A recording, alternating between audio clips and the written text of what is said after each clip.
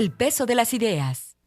¿Qué tal? ¿Cómo está? Muy buenas noches. Les saludamos cordialmente en este jueves de gobernanza en la báscula con el doctor Pablo Arredondo, a quien saludo en esta noche. Pablo, ¿cómo estás? Gusto saludarte y bienvenido nuevamente a la báscula. Muchas gracias, Antonio. Como siempre, agradezco la invitación. Muchas gracias, Pablo. Bueno, vamos a hablar de 4 temas que consideramos que son importantes en este jueves de gobernanza. Uno de ellos, el primero que vamos a abordar es un encuentro de cultura democrática que se va a llevar a cabo en el marco de la Feria Internacional del Libro.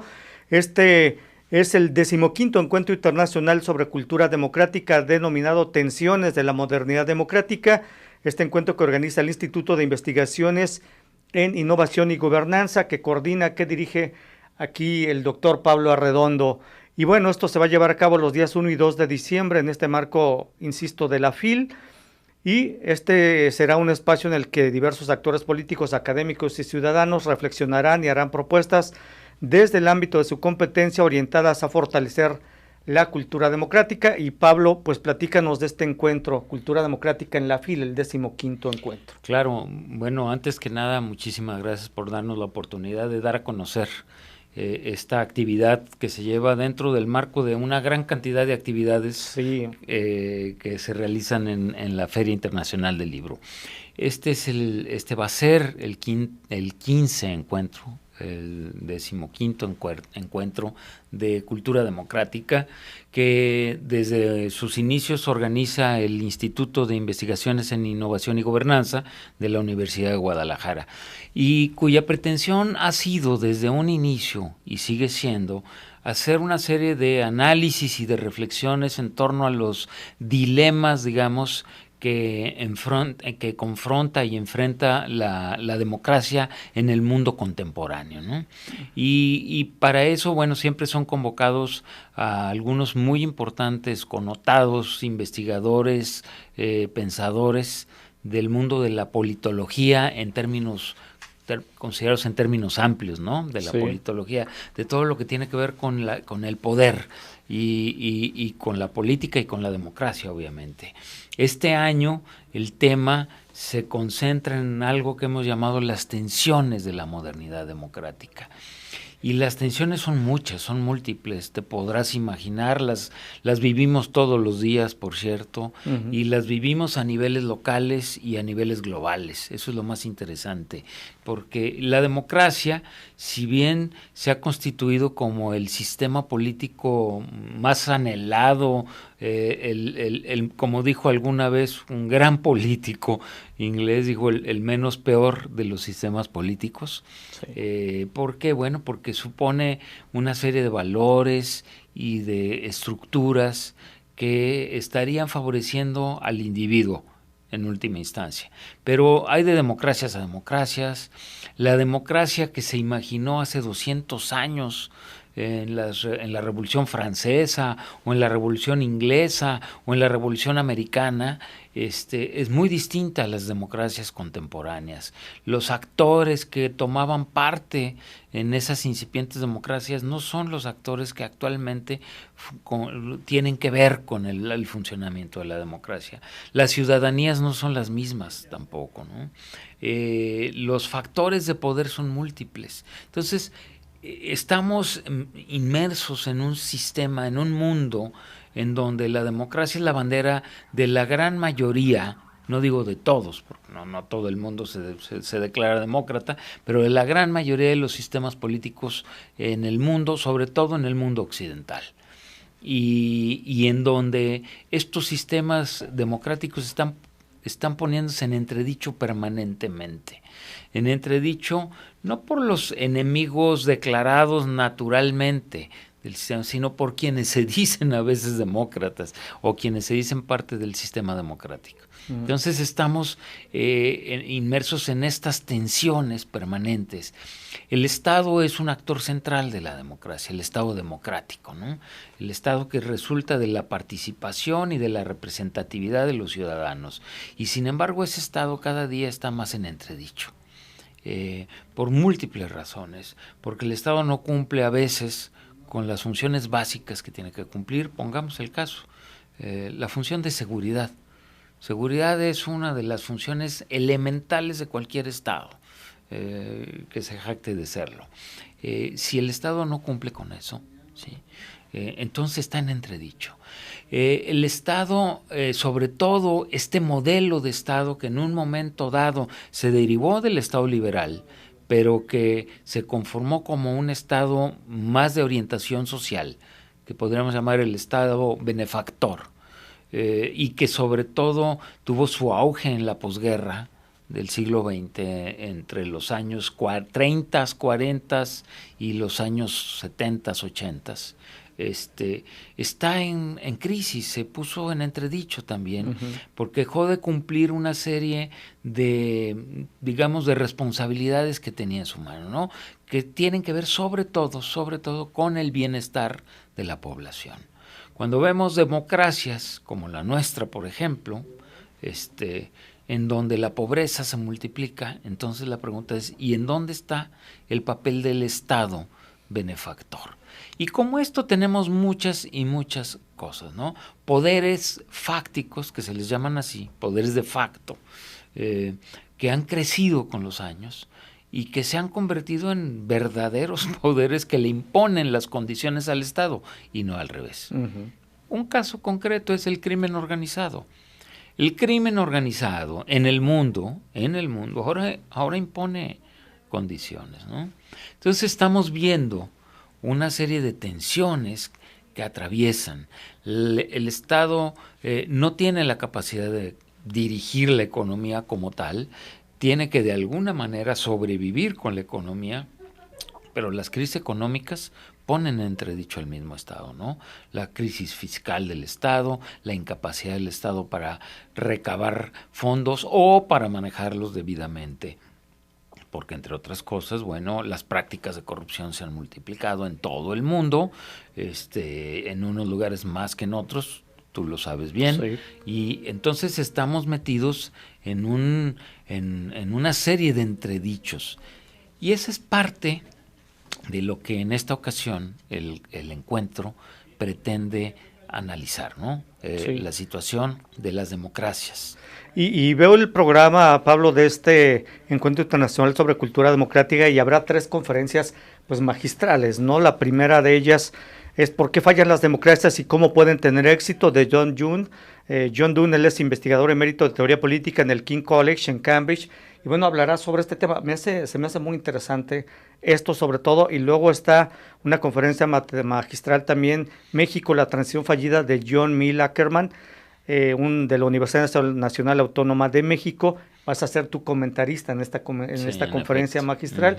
Y bueno, John Ackerman, que es un crítico del sistema, muy crítico, diría yo. Pues son 2 temas que me parecen fundamentales. ¿Por qué fallan las democracias? Y México, la transición fallida, ¿no? Sí, y rematamos evidentemente con una conferencia del doctor Klaus Bodemer, que es un profesor alemán, que por cierto actualmente se encuentra en la Universidad de Guadalajara como profesor invitado, y él es un especialista en sistemas políticos por un lado, pero también en economías, y va a ser una reflexión muy interesante. Especialista en temas latinoamericanos, del Cono Sur, ¿no? En temas latinoamericanos, pero él va a hacer una reflexión muy interesante sobre cuál es la diferencia entre las crisis económicas que han golpeado a Europa y las que han golpeado a América Latina, ¿no?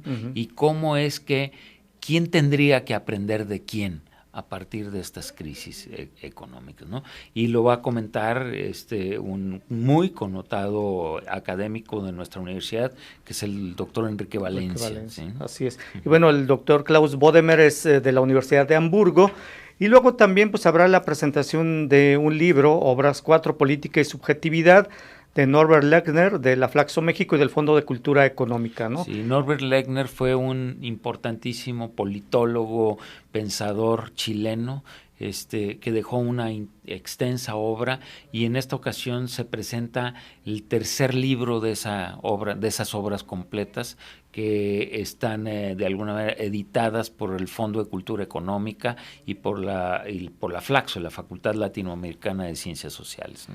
Así es. Y bueno, pues este es prácticamente el programa. ¿Es abierto al público, Es Pablo? Totalmente abierto. Quien quiera puede acompañarnos. Se va a llevar a cabo el día 1 y el día 2 En la mañana, en el auditorio del Hotel Hilton, que está enfrente del recinto ferial, llamémoslo así, entre 10 de la mañana y 3 de la tarde, completamente abierto al público, quien quiera asistir. No hay ningún impedimento para hacerlo. Quien esté interesado en el tema, en los temas que tienen que ver con la realidad política y democrática del mundo, pues bienvenidos, al contrario, nos dará mucho gusto recibirlos. Muy bien, Pablo, pues vamos a hacer una pausa y ahí está la invitación abierta, 15º Encuentro Internacional sobre Cultura Democrática, Tensiones de la Modernidad Democrática, 1 y 2 de diciembre en el marco de la Feria Internacional del Libro. Una pausa, regresamos a Jueves de Gobernanza en la Báscula con el doctor Pablo Arredondo.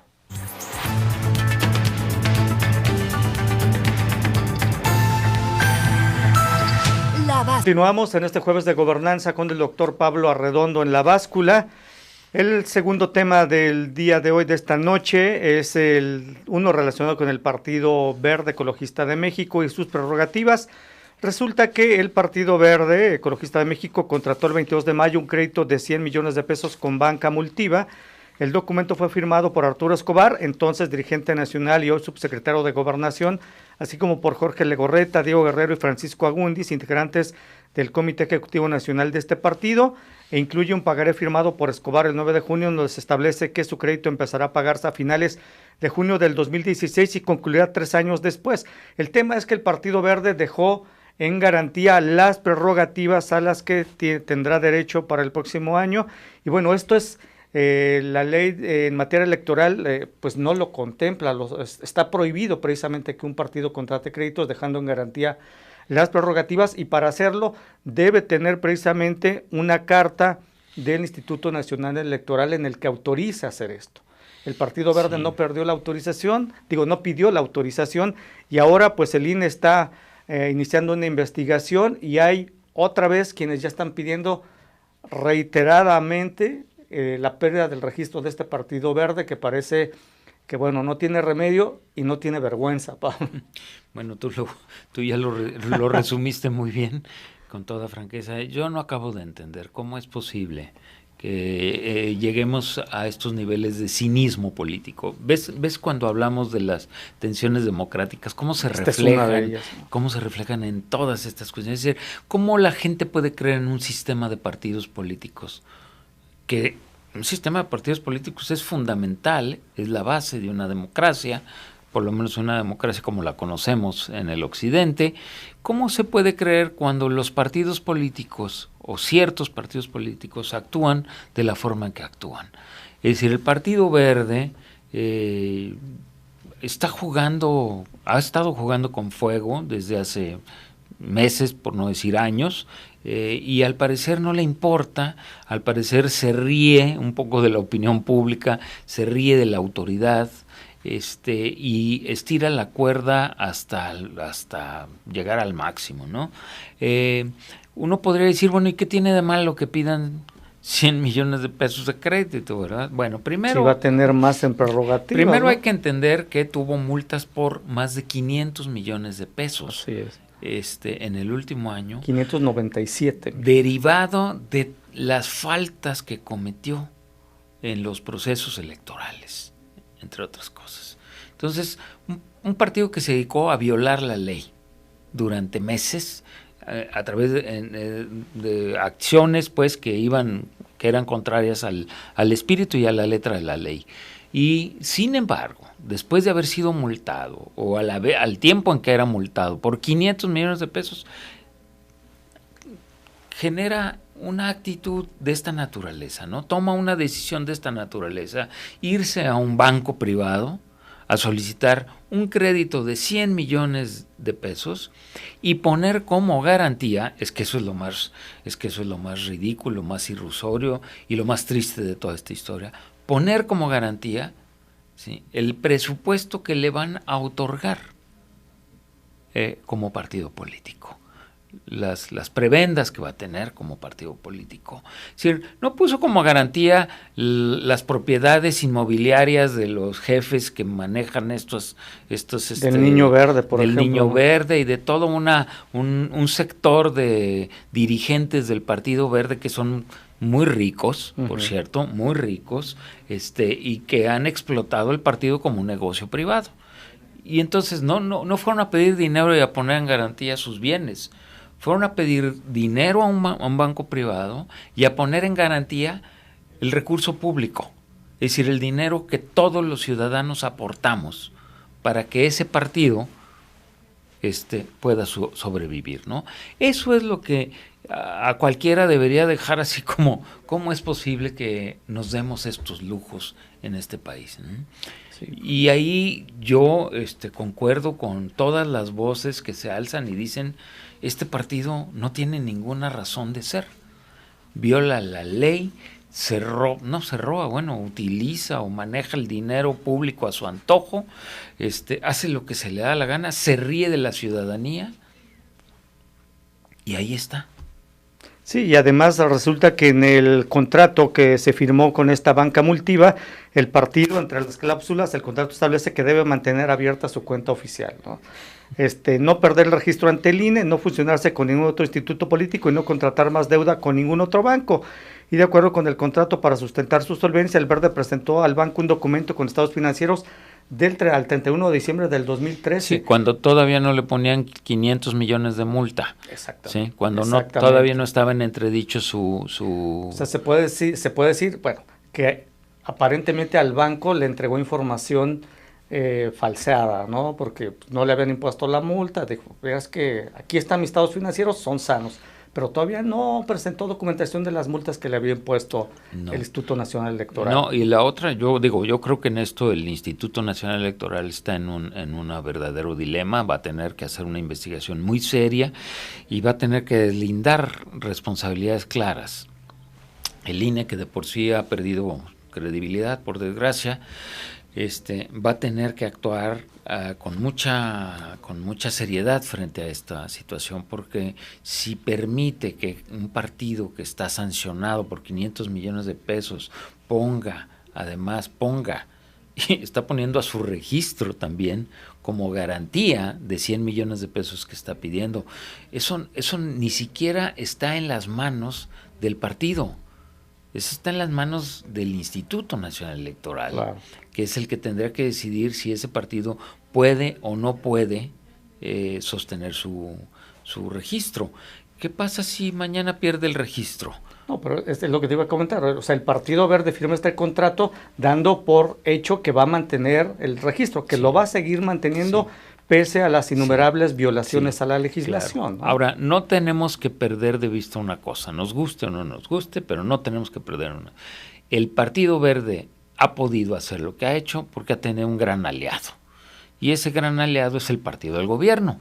El PRI ha sido su gran aliado, lo ha protegido de alguna manera, se ha asociado con él, han sacado ventajas mutuas también. Digamos que el Partido Verde ha hecho el trabajo sucio que el PRI no ha hecho, pero el Partido Verde lo ha hecho en nombre del PRI. Y por desgracia, el Partido Verde se ha quedado porque el PRI tiene suficiente fuerza en el Instituto Nacional Electoral para evitar que más allá de las sanciones que ya se le impusieron, el Partido Verde tenga la máxima sanción, que es: usted no puede estar jugando en este territorio democrático cuando se dedica sistemáticamente a violentar la ley. Y yo creo que ese es uno de los grandes dilemas que ahora va a enfrentar el INE. El INE va a tener que explicar muy bien ante la opinión pública cómo es que se pueden hacer estas cosas en el sistema de partidos mexicanos. Y bueno, pues la unidad de fiscalización del INE, pues no le queda otra que iniciar una investigación. El resultado se conocerá hasta el 2016. Hiro Murayama, el presidente de esta comisión de fiscalización del INE, dijo que él no quiere pronunciarse antes de tiempo porque tendrá que hacer en la comisión, y se refiere a la ley que señala una revisión obligatoria, no es que lo inicie la autoridad por su cuenta, aquí se hará sí o sí, subrayó Hiro Murayama. Bueno, ojalá que de veras apliquen la ley como debe ser, y quienes están pidiendo en forma reiterada el retiro de este registro, quitar el registro del Partido Verde, son los senadores del PAN y el PRD, que lo exigieron para castigar las graves y sistemáticas violaciones en las que ha incurrido este partido. Mira, yo creo que cualquier voz sensata diría, insisto, ¿por qué este partido está jugando? ¿Cómo le podemos permitir a un partido que se comporta como se comporta el Partido Verde, que sea parte del sistema de partidos políticos que además son beneficiarios o viven gracias al erario público y nos cuestan mucho, porque sí, no nos cuestan cualquier cosa? Es decir, sostener a los partidos políticos, como sostener a muchas otras instituciones públicas, nos está costando mucho dinero. Mucho dinero. ¿Cómo es posible que a la luz del día permitamos que un partido como el Partido Verde haga lo que se le dé la gana con el recurso público, viole la ley y no se le sancione en la proporción debida? Y la proporción debida es decirle, tú no estás capacitado para jugar este juego, ¿sí? Mientras sigas violentando las disposiciones y las normas, no estás capacitado para esto. Yo creo que no es una cuestión ni siquiera de ideología, de si eres de derechas o de izquierdas, o de dónde. Es una cuestión de racionalidad democrática, ¿no? De sentido común, vamos a ponerlo así, ¿no? Y estas sistemáticas violaciones a la ley por parte del Partido Verde, pues derivan precisamente en lo que siempre hemos criticado, que es el principal problema, señalado, mejor dicho, el principal problema, que es la impunidad. Sí. Obviamente se viola la ley y no se castiga, pues lo siguen haciendo de forma reiterada. El problema que tenemos en este país, tú lo has dicho aquí, lo hemos dicho muchas veces, se llama impunidad. No es que no sepamos quién está violentando la ley, es que la pueden violentar y no pasa nada. Sí. Hace rato mencionabas, es que los casos de corrupción se incrementan en todo el mundo. Sí, pero en diversas partes del mundo sí se sanciona a quienes incurren en actos de corrupción. Y en serio. El tema es que en México también hay corrupción, pero no se castiga. Esa es la gran diferencia. Esa es la diferencia. Gracias, Pablo. Bueno, vamos a hacer una nueva pausa en La Báscula en este jueves de gobernanza con el doctor Pablo Arredondo. Regresamos.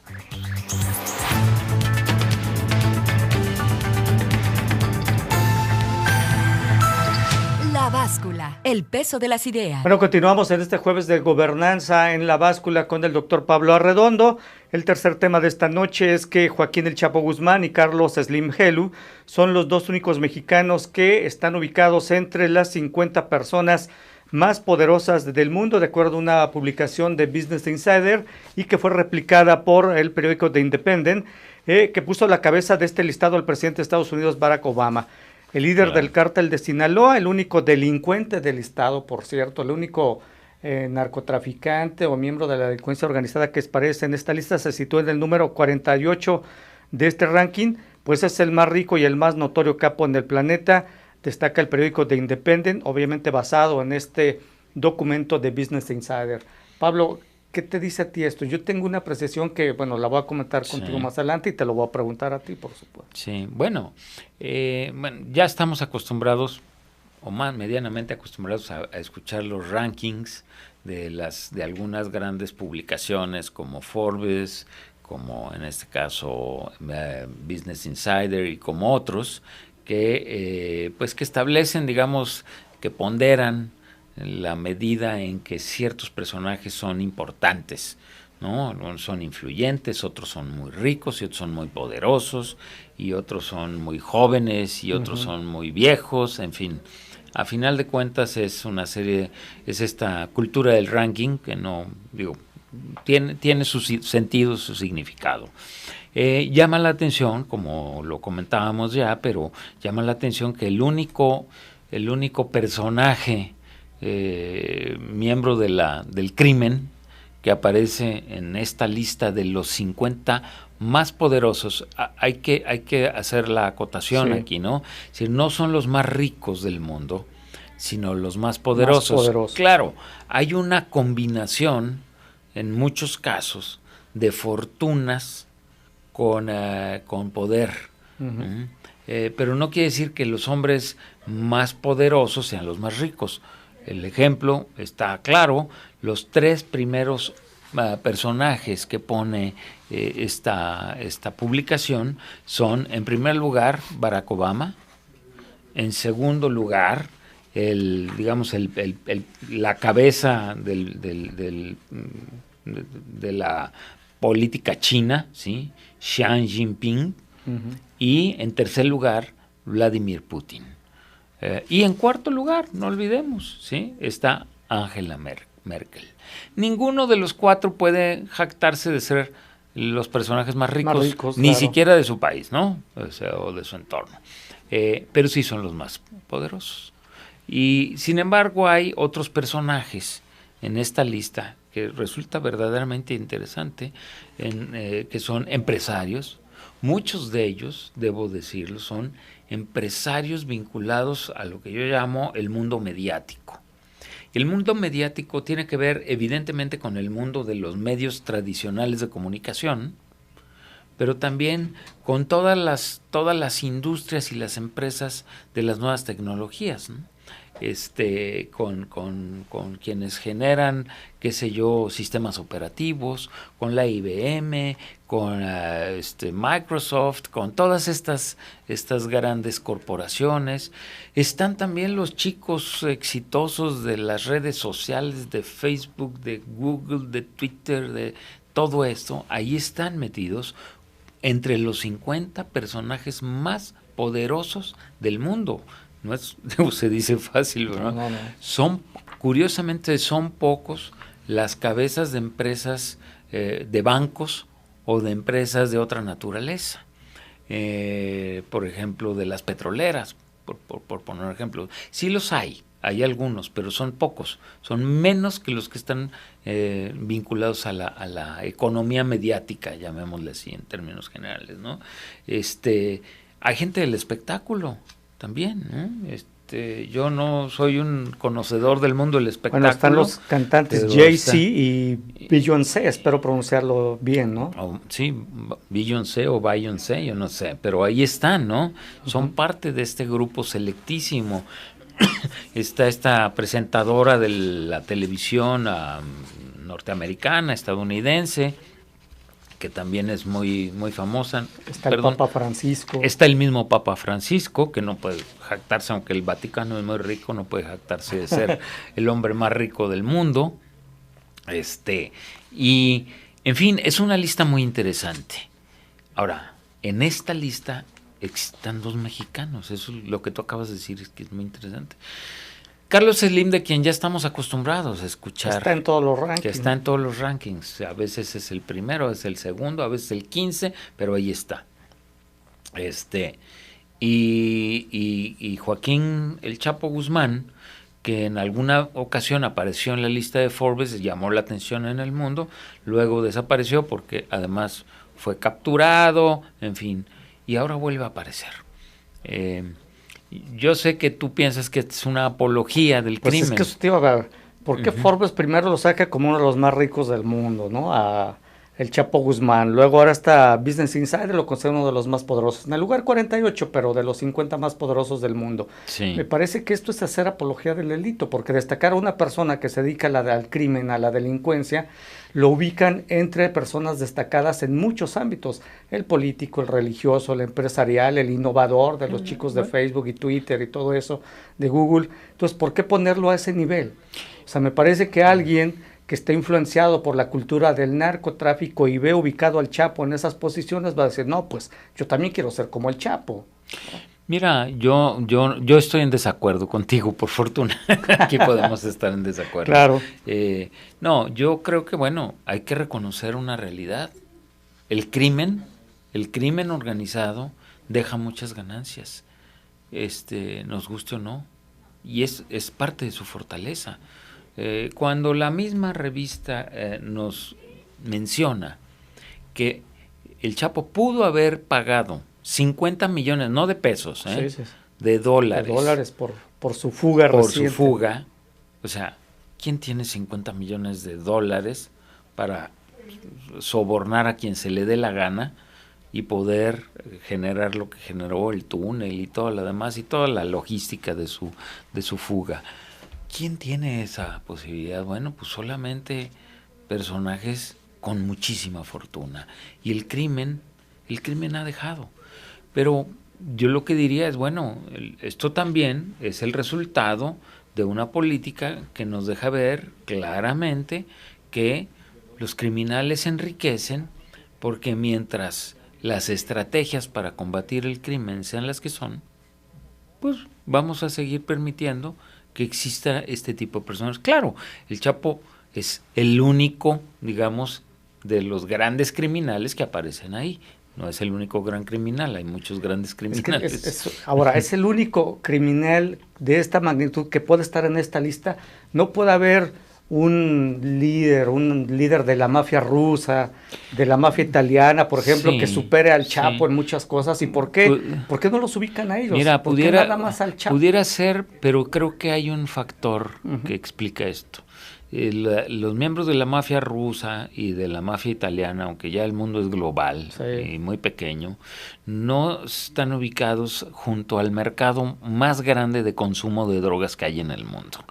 Y entonces, las ganancias que te genera el poder llevar drogas de aquí al país vecino, a los Estados Unidos, pues son de veras inconmensurables. O sea, esto te habla de la cantidad de gente que consume droga en los Estados Unidos y de la cantidad de recursos que se manejan ahí.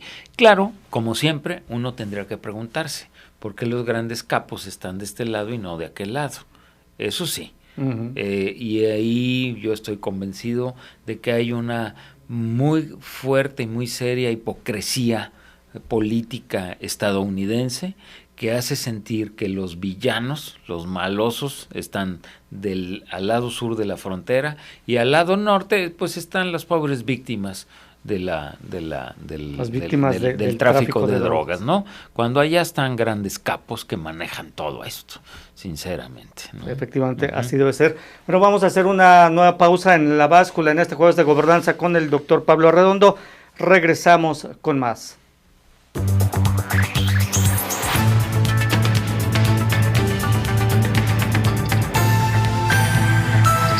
La Báscula, el peso de las ideas. Bueno, continuamos con el doctor Pablo Arredondo en La Báscula en este Jueves de Gobernanza.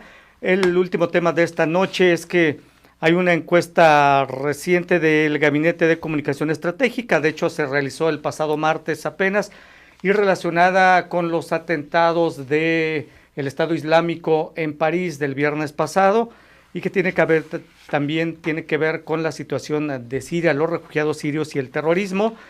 Y la pregunta que hace este Gabinete de Comunicación Estratégica, denominado Refugiados Sirios y Terrorismo: si México fuera invitado a participar en la lucha contra ISIS o el Estado Islámico, es ¿qué opinan los mexicanos? Y bueno, el 72.8, 73% en términos generales se opondría, y el 20.6% respaldaría la medida si México fuera invitado a participar en esta lucha contra